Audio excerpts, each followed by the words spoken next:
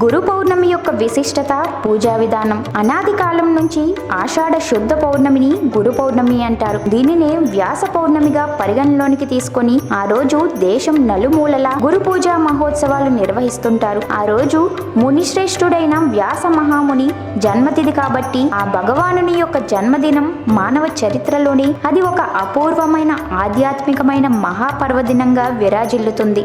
వ్యాస పూర్ణిమ పర్వదినాన్ని ఆది శంకరాచార్యుల వారు ఏర్పాటు చేసినట్లు పెద్దలు చెప్తారు. ఈ పర్వదినాన కొన్ని ఆలయాల్లో పూజలు జరుగుతాయి. కొత్త అంగవస్త్రాన్ని పరిచి దాని మీద బియ్యం పోసి ఆ బియ్యం మీద చుట్టూ నిమ్మకాయలు ఉంచాలి.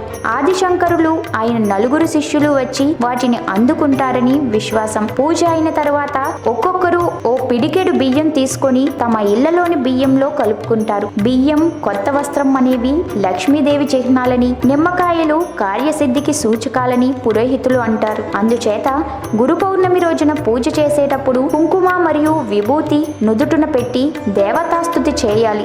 గురు పౌర్ణమి రోజున నుదుట బొట్టు పెట్టకుండా దేవతాస్తుతి చేయకూడదని పురోహితులు సూచిస్తున్నారు. ఇంకా ఆ రోజు సాయంత్రం 6 గంటల ప్రాంతంలో ఆలయాల్లో ఆవు నేతితో దీపం వెలిగించే వారికి సుఖ సంతోషాలు చేకూరుతాయని నమ్మకం. అలాగే ఆలయాల్లో జరిగే పూజలను కల్లారా వీక్షించే వారికి లేదా పూజలు జరిపించే వారికి అష్టైశ్వర్యాలు చేకూరుతాయి.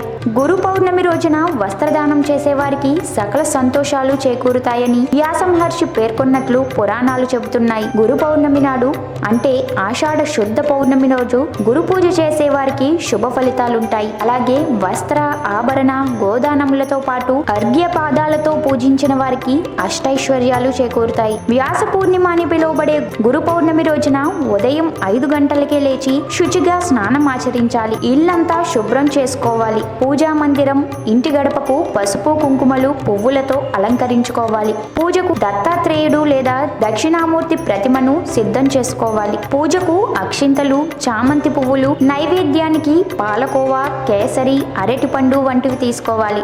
గురు పౌర్ణమి రోజున ఉదయం 11 నుంచి 12 గంటల లోపు పూజ చేయాలి. తులసిమాల ధరించి ఉత్తరం వైపు తిరిగి కంచు దీపంలో 5 దూదివత్తులతో పంచహారతులు ఇవ్వాలి. పూజకు ముందు సాయిబాబా దత్త స్తోత్రాలు, గురుదత్త శ్రీ సాయి సచ్చరిత్ర ధ్యానించాలి లేదా సద్గురువు యొక్క నామాన్ని, అన్నిటికంటే దత్త నామాన్ని స్మరించాలి. అలాగే గురు పౌర్ణమి రోజున శ్రీ సాయి, శ్రీ దత్త పుణ్యక్షేత్రములు అంటే షిరిడి, గానాగాపూర్ల సందర్శనం మంచి ఫలితాన్ని ఇస్తుంది. అలాగే వ్యాస పూర్ణిమ రోజున దేవాలయాల్లో పాలాభిషేకం, పంచామృతాభిషేకం చేయించే వారికి కోటి జన్మల పుణ్యఫలం చేకూరుతుంది. గురు పౌర్ణమి మహోత్సవాలు సామూహికంగా శ్రీ సాయి సత్యవ్రతం వంటి పూజలు చేయించాలి.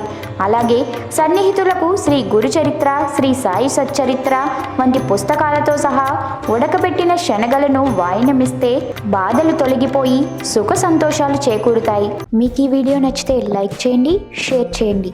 మరిన్ని అప్డేట్స్ కోసం మా ఛానల్ని సబ్స్క్రైబ్ చేయండి.